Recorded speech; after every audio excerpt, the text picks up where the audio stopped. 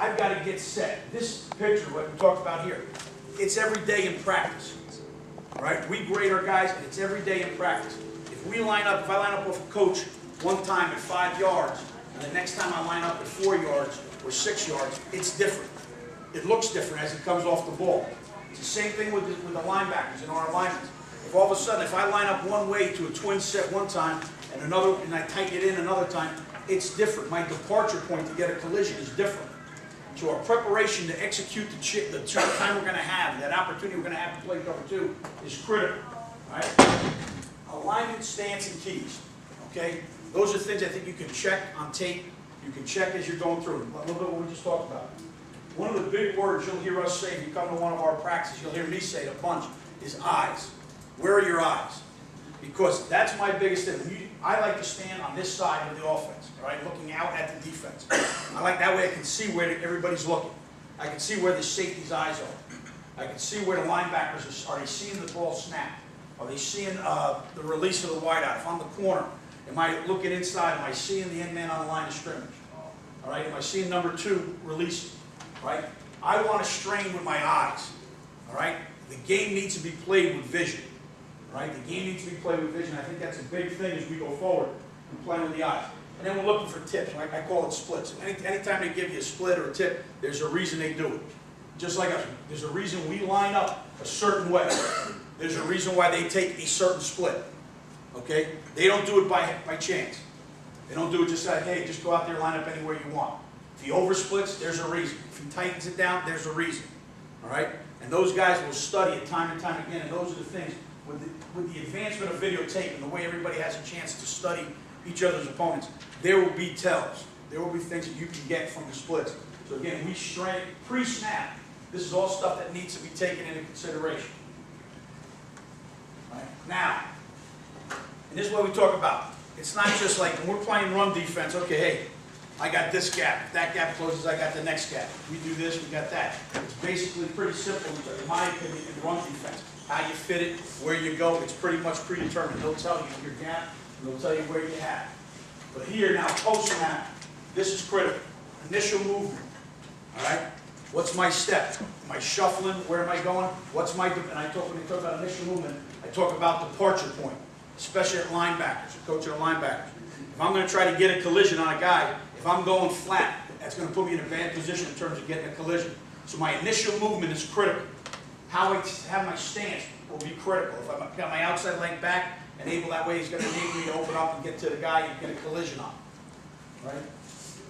The release, what does it tell you? They're not idiots, like I said. If he's forcing an inside release, he's giving you a reason.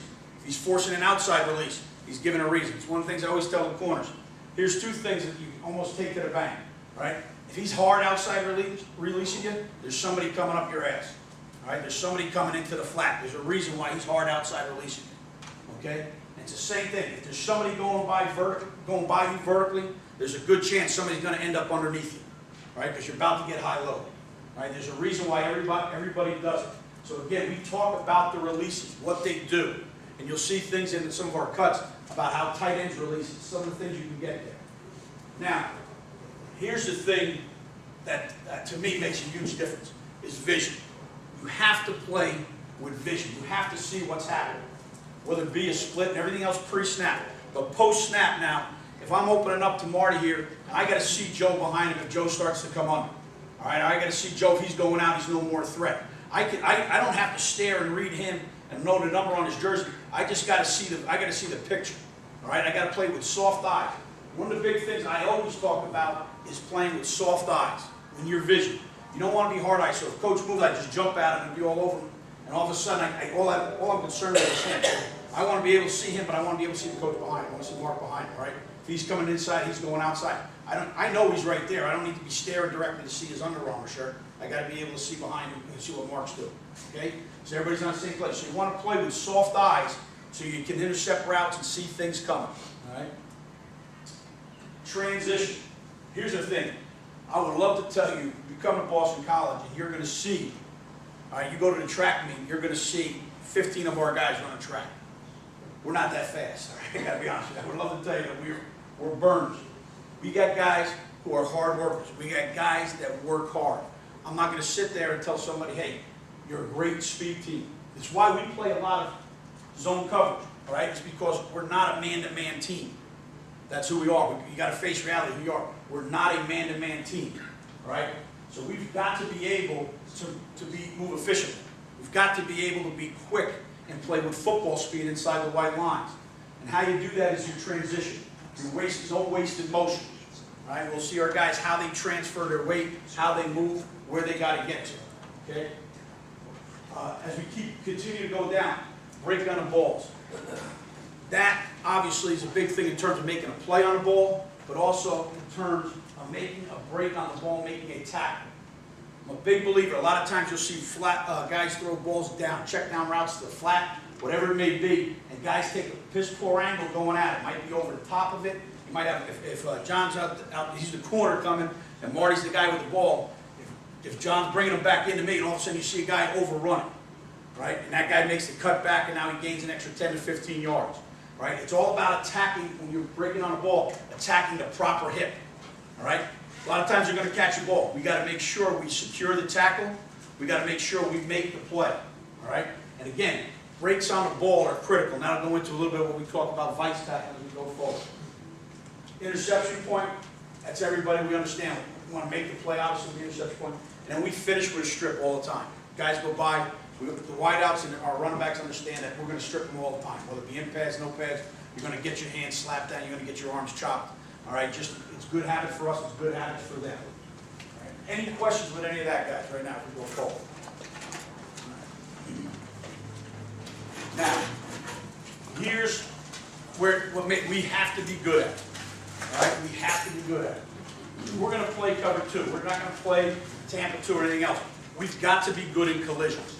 All right, we cannot let this thing turn into a 7-on-7 pass tournament in the summer. We've got to get bangs.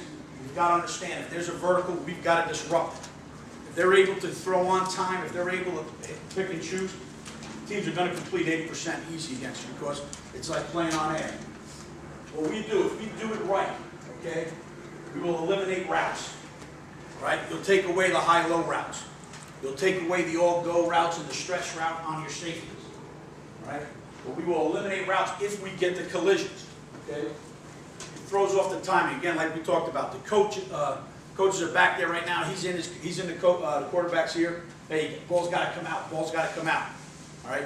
We got to understand. We've got to deliver, and we've got to be able to throw off the timing. So you got to make him hitch. All right? We got to be able to make him hitch on it. We understand the holes in the coverage. What are your cover 2 beaters? And we'll talk a little bit about them. A couple of routes and go forward.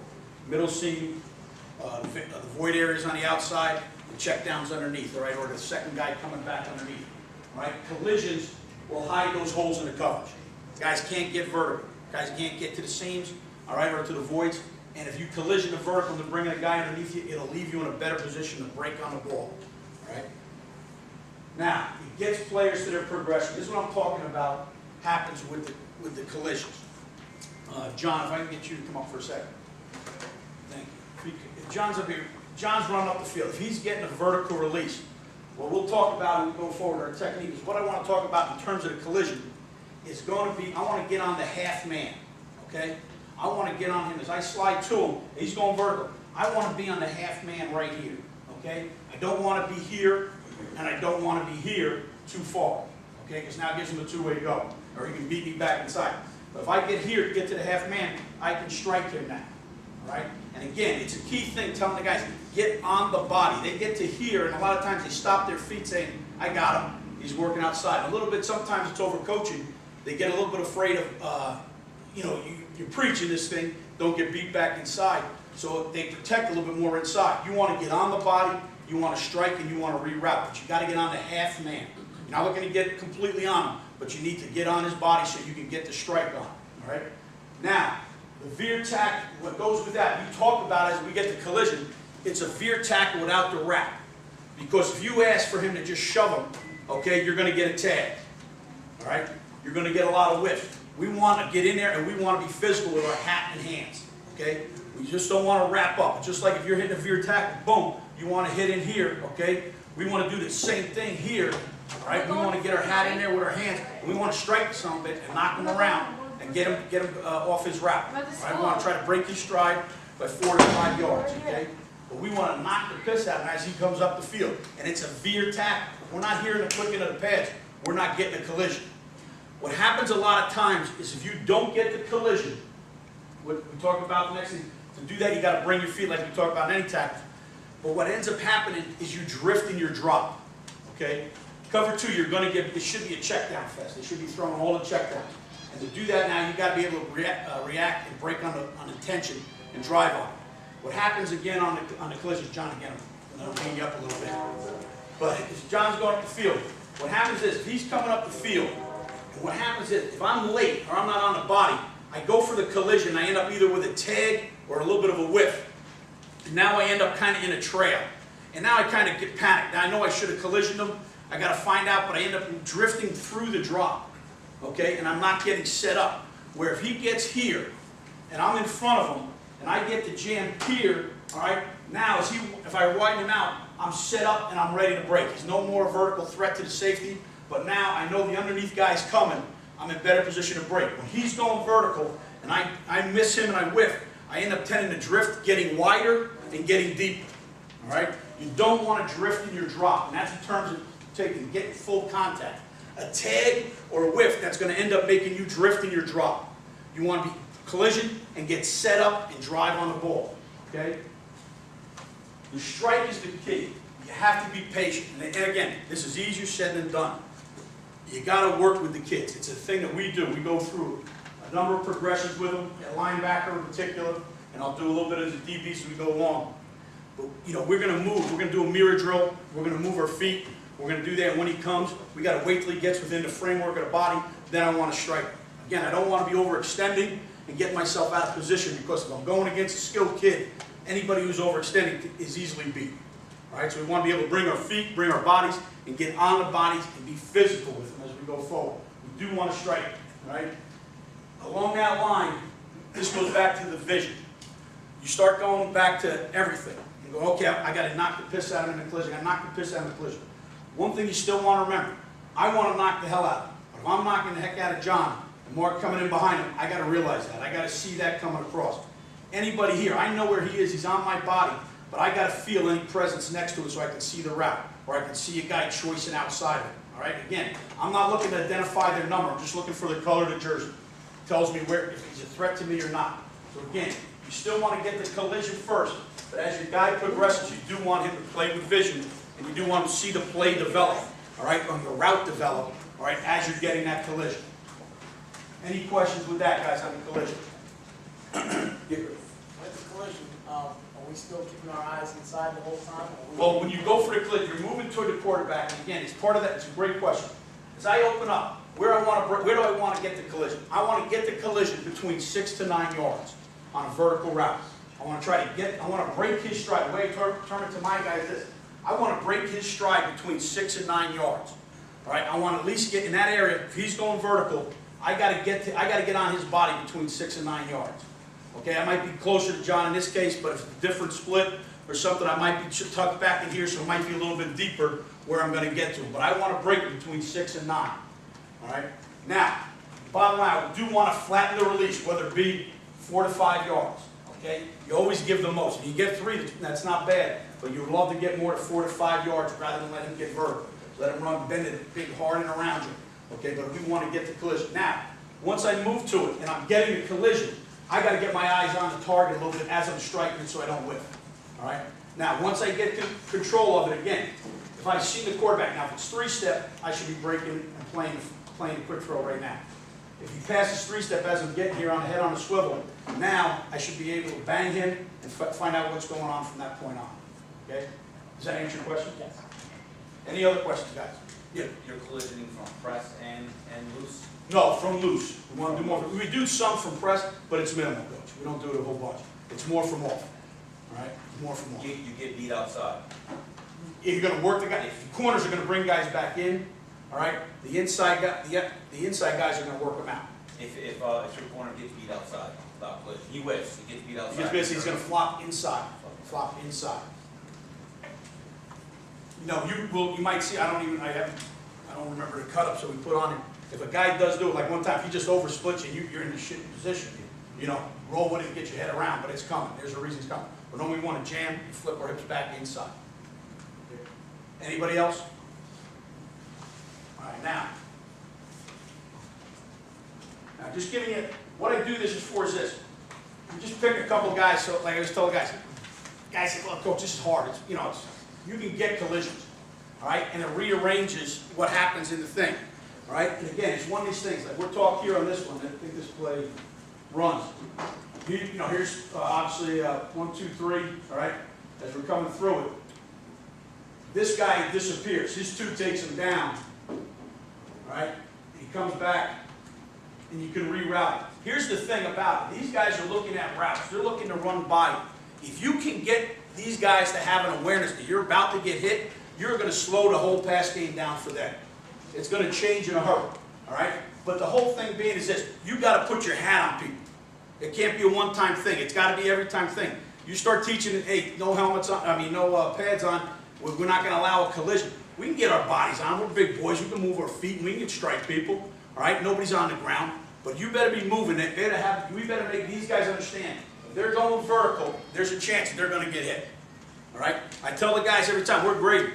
You miss on a vertical route, you know it's a minus already. You don't even got to ask a question.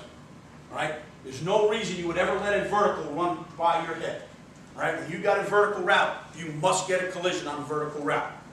Now again, this is the kid Hurley. He comes back and he comes in. Again, this kid just run the high-low route. He's going to obviously bend in behind him. Changes everything where now the high-low is not a factor anymore. It's one guy less, all right? But again, it's the whole thing. You come in, he's looking to get the hit. There is no more vertical. He closes the thing back down, go get it. Now, again, you can work for it. Here's a guy coming a little bit at a different angle. And again, it reroutes the whole thing. It changes the depth of their routes. It throws the timing off. It's one of the things that you want to get in terms of guys getting to the ball and knocking vertical. There's no reason to not hit this guy going vertical. All right? If he's running by your hip, we want to jam. Again, I took some just from our spring. Now here's what I was talking about. Basically, we got no pads on, just helmets, everything else. Now this kid's a true freshman. He doesn't understand anything yet. But this guy right here, this is what we're looking for. You get these guys, you'll bang the piss out. He starts 2 to 3 yards inside the hash, all right? We get our hands on him, and we run him about 4 to 5 outside, and he ends up running into him. Again, they're back to practicing like, hey, we're going to run down the field, form fit, catch the ball, run out of it. We got to get in the mentality. I'm wrong if I'm not collisioning somebody. If my hat's not on a vertical route in cover 2, all right, it's going by me, I'm wrong. All right? They're giving me every opportunity to give their job away. All right? We've got to be physical with all vertical routes. All right, now again, this young kid, he's got to learn it. He just understands. It's his first spring. He just came in January. He's going to be a good player.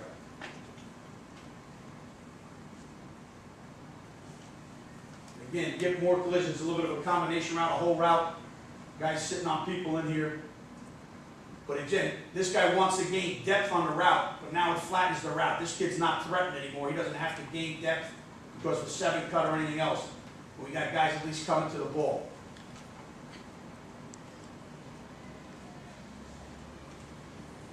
Again, you get ones up top here. Inside guy working to the tight end. Same thing. Get your hands on them and get them into one another. It reroutes everything. And again, this is what it should come out. Right, if this guy's running, if this guy right now is running clean, they're going to be able to try to go high-low on this guy right here. Okay? Quarterback right now, you get jams. They're taught. They got the clock in their head. The minute it comes off and he's going down to a check down. We live in a check down. Make it a check down world. It's one of those things as a coach, you want to be doing it 7-on-7. They should be nothing more than a 5-yard pass. All right? If he pushes it up the field, all right, we've screwed something up in the back end.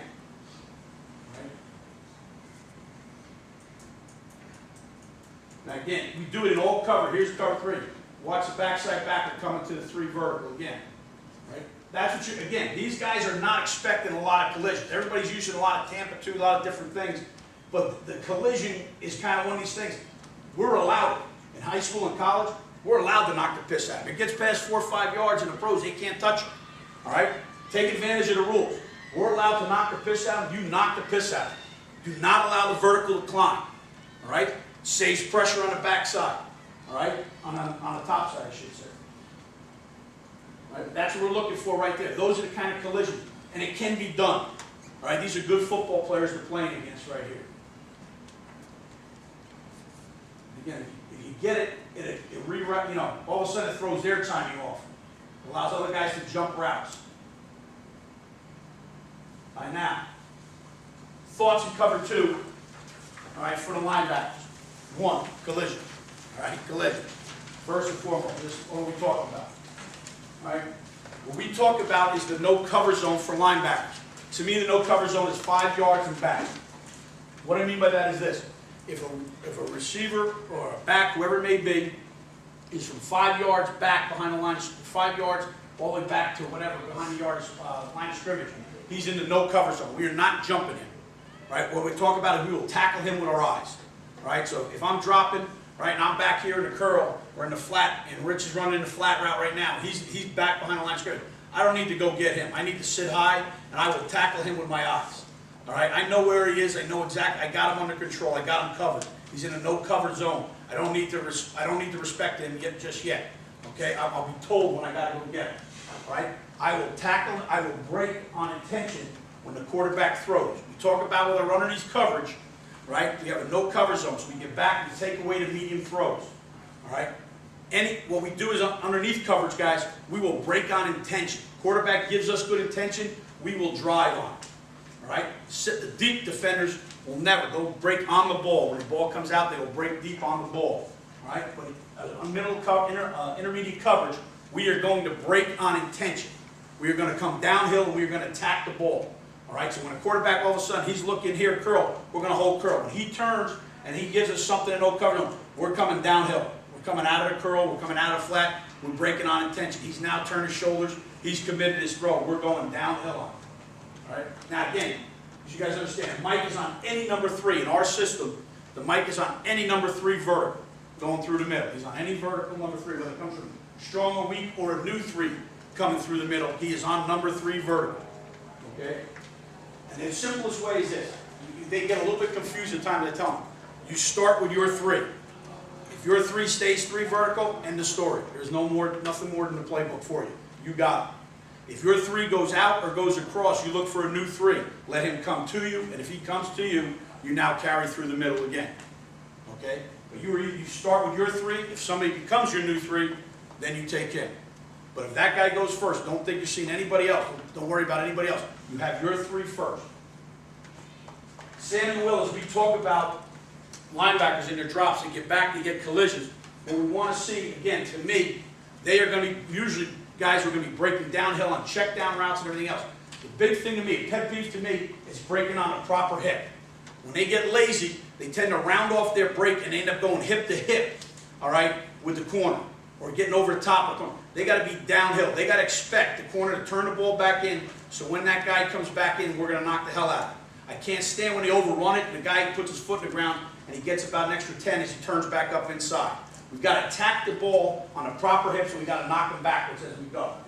Now, a couple of drills that we do are collision drills, all right? We're going to get guys up, we're going to let them release, and I'm going to put cones between 6 and 9 yards. And I want them to shuffle into it and get it jammed, all right? And I want them to be squared up with their feet parallel and knocking the piss out. So the outside leg back a little bit.